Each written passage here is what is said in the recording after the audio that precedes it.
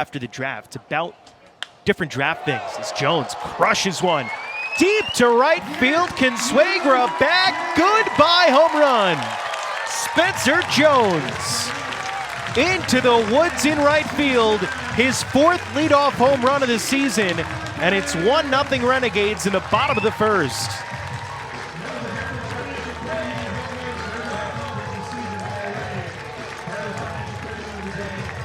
I feel that's got to be one of the hardest parts for a child to go through, and when you want to be out there playing baseball. This is a 1-1 in the air to right center field. Spencer Jones gallops over to his right. So all 4 runs have come from the 0-2. Jones, sharp ground ball back up the middle into center field, a base hit. 2 for today for Spencer.